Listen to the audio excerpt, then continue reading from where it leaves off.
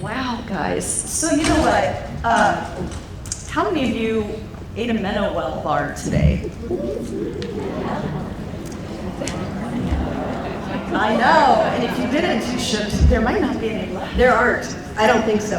You know what? 600 bars, ladies. I'm just saying. I know. Sometimes I film from airports or conferences. I'm digging through my bag. I don't have it up here. My big black V collection bag. I'm like, where the heck is my The crumbly thing. The crumbling Well bar. It's this kind of thing that you keep when you're starving and you don't want to go to the vending machine because that will ruin us.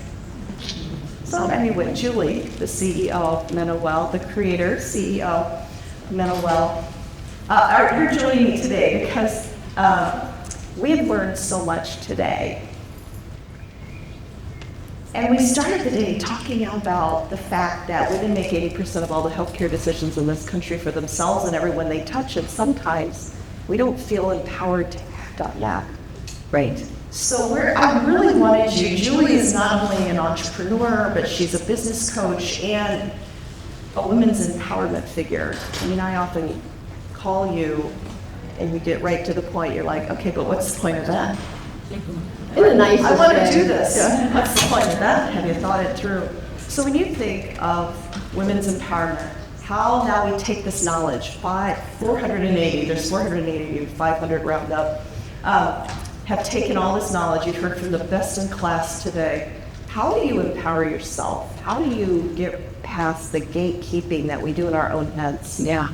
That's a big one, and the word empowerment gets tossed around a lot. So the definition is really about repeating a process to feel more confident in what you're doing and how you feel about yourself. Note the word "feel" about ourselves because that's what's really most important about empowerment. We hear it in a political environment, all these other places, but how we feel about ourselves is the most important thing, especially in midlife.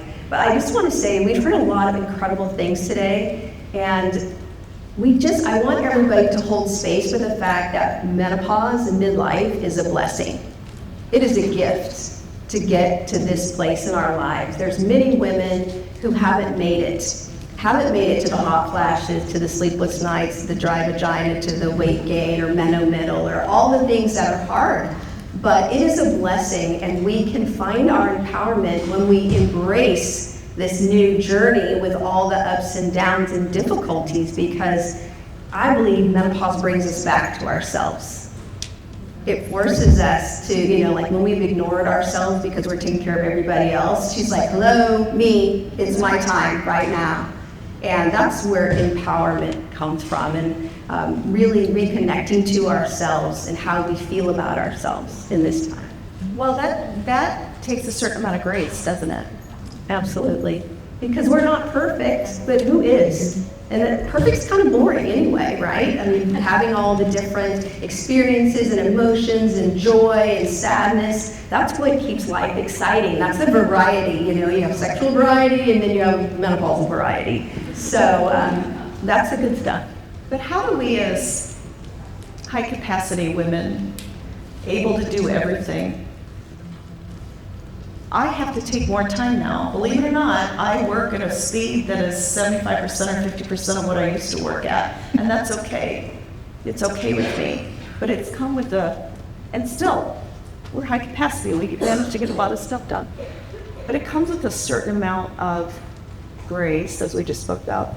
Is there a mourning aspect of okay, I am pivoting to a new me, which is more authentic, it's ageless, it's indefinable. I love it here. I do. I wouldn't go back. Right? Not 1 minute. I have no regrets. I would not go back. I have no regrets, but I would also not go back. I don't even know what I'm trying to ask you. What part of empowerment? No, but I want to figure this out because you're going to go home and have to think about how to implement all these things in an empowering way. And you're going to have to deal with the fact that we get to be new women now, right? We get to be new. Let me put a framework on it. Yes, to simplify that.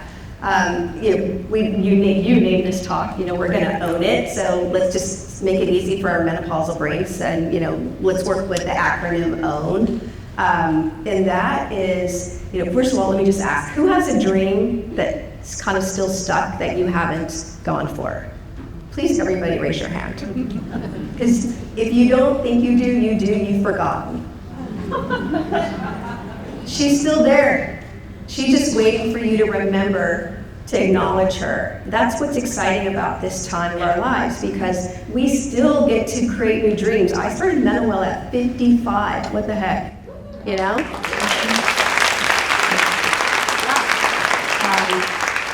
So, and I've never had that kind. I've had other kinds of companies, but never a food company with shelf life. Oh, geez, like that's a whole other thing, right? So, but what comes from, really connecting to those dreams, that's what keeps you vital and excited. And we talked about purpose earlier. I didn't know when I started that company that I would get to have these thoughtful conversations every single day about women who come to my tables and, on Instagram, and we cry because they're connecting to who they are. So you have a dream. I know you do.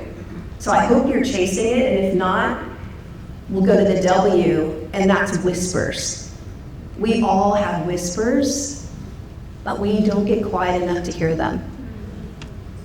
Does anyone have a morning routine that you try to sometimes do, or meditation, or quiet time, or prayer? That's usually when we hear the whispers, or out in nature on a walk. So build that time in for yourself. You got to really protect that morning, whenever your special quiet time is, or outdoors, because the whispers always tell us what we need to do. They're always with us, but we have to be silent enough to hear them, and then we have to take some action on that.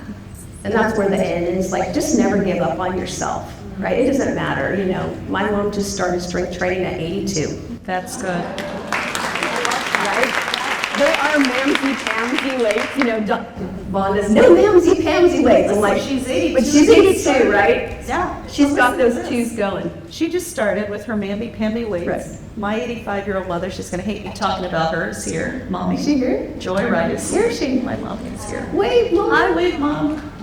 She's looking around. She's on the second row. Okay. So I started my mother on mamby-pamby pink weights because I noticed her walking. We live in Florida. Everybody's got a pool. Walking around our pool doing this. She's trying to own her future. Yeah. And so I bought her, I noticed she was carrying cans of soup. Bless her heart, there is no excuse. That counts. There is no excuse. So I bought her mamby-pamby 2-pound weights, and she did this, and I noticed it was just too easy, we were improvising again. And I bought her 3 and 4-pound weights. And then I bought her this little thing that she does 1 hour a day, like this. Yeah, like a pedaling thing. Yeah, and she's got her quads back. Right. So it's never too late, never right? too late. Don't give up on Right? yourself. Yeah. Mom. Because I don't know, I love that framework you put around it, and I don't want to, I just want you to think. Because what's going to happen is this. You're going to go out of here, because you wait till you see what Shalene and I have planned for you. You're going to go out of here really excited. You're going to digest this information for a couple weeks. And then you need to own your future. You need to pivot into the best time of your life tonight while it's fresh. Right now. Let's write it down, or write it down now. Write it down. If you have a pen, write down whatever you're thinking right now, because you're going to forget when you leave, and you're going to find a way to rationalize, it's gone. Beautiful. What is your whisper? What's your whisper? What's your adventure goal that you put aside? Yeah. Write it down. It's okay. Don't be afraid. If you're a little scared, that's actually great. Put it in your phone. Or in your phone, whatever you have. Because you're going to leave, and your brain is going to find a way to rationalize why it's too hard, you can't do it, takes too much time, costs too much money. So don't let that happen. I love the boldness of Patty Jo, who schedules herself every day at 4 p.m. and don't mess with her, even though she's an executive. But a lot of women schedule workout time, and then they don't show up for their own meeting. Hello, right? We put things down on the schedule, but you still have to show up for yourself. So we're still not prioritizing. We're doing the thing, practical, thing we're told to do. But if we still don't show up for ourselves, that's when we have to really ask, who am I prioritizing? Am I putting wealth over my health? am I putting a person over my health? Because if we don't have our health, it doesn't matter all the other things that we do, right? It's really top.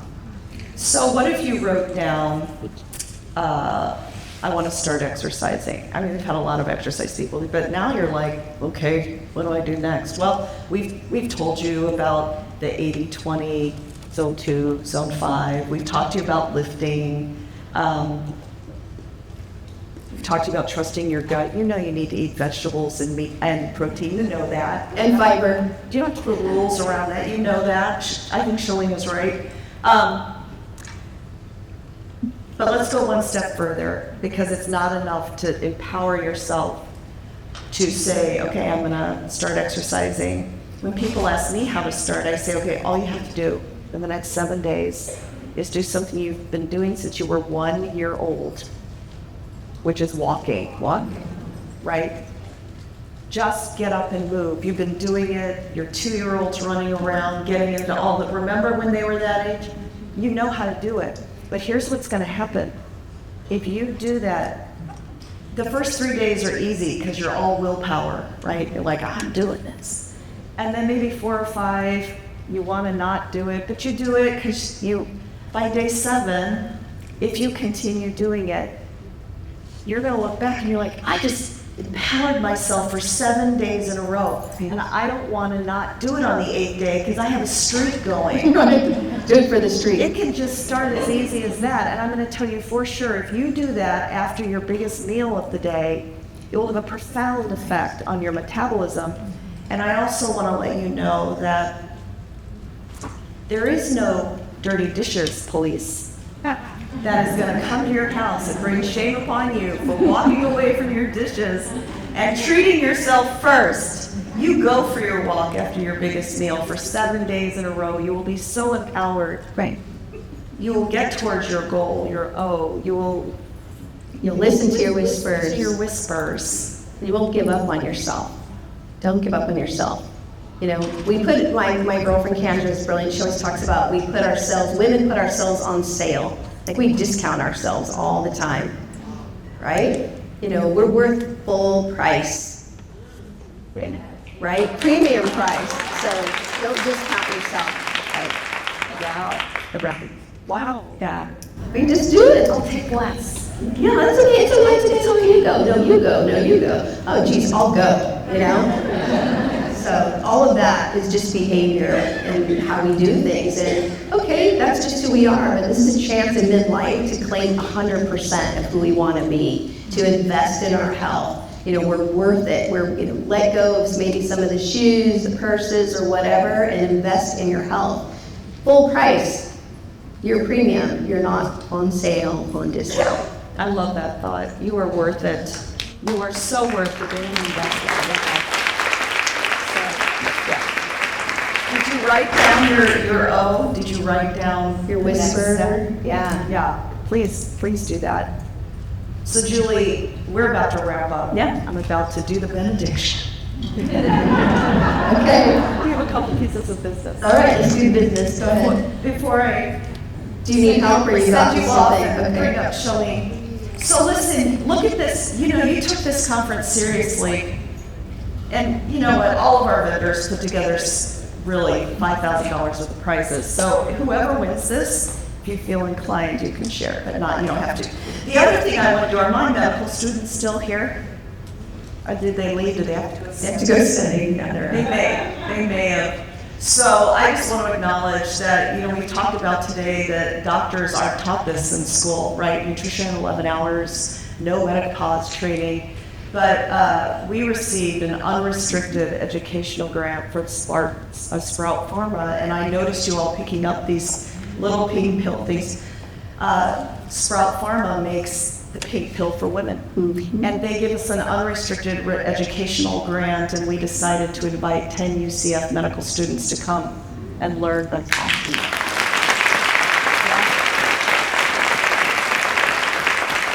They will be your doctors in 5 years, right? So it was really important today. So look at all your feedback. I asked for feedback, and you invested in us, right? I love it so much. So Julie, if someone's mad, they're going to be mad at you. Oh, great. Okay. But I just want them to like me. Okay, now let's see. That didn't come out of your mouth. No, it didn't. All right, you can want to say it. Allison Cummings.